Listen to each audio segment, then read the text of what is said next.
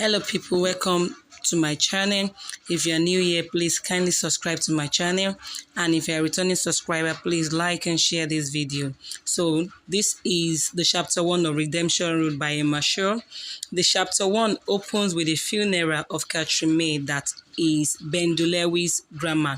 Everyone was heartbroken, including Bendu Lewis, who was the last person to see Granny May alive. She watched her granny died an undignified death. Hundreds of friends and relatives had come to celebrate the old lady's life and mourn her death.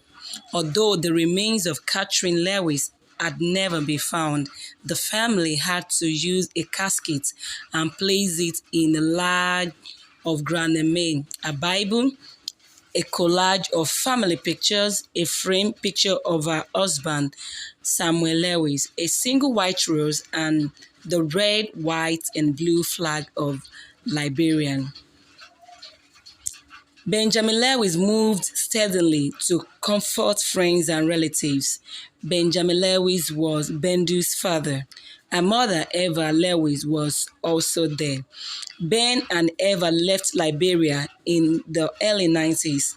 They were not happy that Charles Taylor, who was an inmate of American prison, later became the president of Liberia. Ben and Eva had only returned from the States for the memorial service. All their properties had been destroyed during the Civil War, and they were staying with Sieta, that is Bendu's older sister, and her husband, Terence Clark. Despite the rebel attacks, Sieta had decided to stay in Liberia for good. Now that Terence, her husband, was part of the elected government and there was relative peace, no one would ever understand the pains Bendu was going through. In her thought, she heard the voice, "Leave that old woman and run." Oh, the voices. Bendu could not forget the voices mingled with screams as the whole population of Charlottetown and surrounding villages ran for their lives. People at the memorial service tried to comfort her. She was just wailing.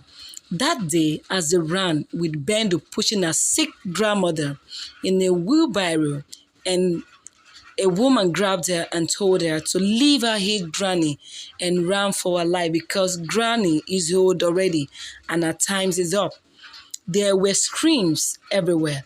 The sound of the machine guns were getting louder and people were running for safety. Several babies and small children were abandoned by the roadside. Their parents or guardians were either unable or unwilling to carry them any further, or had simply lost them in the confusion. Bendu saw that several elderly and sick people had also been left behind. A few struggled to follow the crowd, others made no attempt and sat crying, praying, calling out to the able-bodied running past them to help them, while others stared blankly as they awaited their fate. Bendu had her own grandma in a wheelbarrow because she was old and fragile. She could not walk all by herself. She had to push her granny ahead. Bendu had lost weight, likewise her granny. There was a gigantic explosion that followed as she struggled to push her granny. This put them into more confusion. People began to run even faster. Bendu was tired, but she found some energy to run for a bit. As she was pushing her granny, someone shouted as she ran past, "Leave the wheelbarrow, you young girl. Your granny is looking dead already. Just leave, leave." Bendu did not listen to any advice to leave her granny behind. She stood by her. She gathered strength to push her ahead. As she pushed her ahead, she heard her granny whispered, "Leave, baby, leave. Go save yourself." Bendu refused to leave her grandmother. Again, she heard her grandmother whispered more faintly, "Go, baby. My Lord will take care of me. He will take care of you too. With those words, her body went limp, and Bendu stumbled as she placed her grandmother back in the wheelbarrow. Granny May, thin eyelid closed, and a rasping sound came out of her throat. She closed her eyes in death. Bendu scrambled to her feet.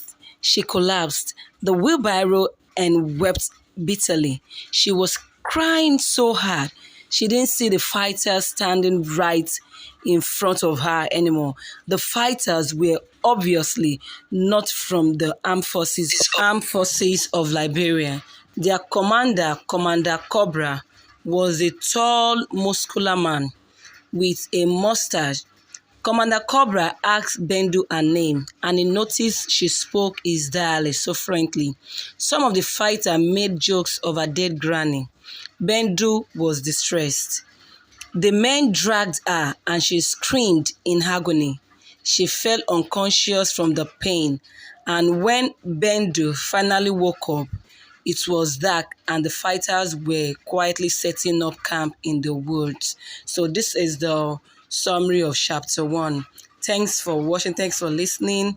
In the next video, I will be uploading the chapter 2 and chapter 3 of Redemption Road. Thank you.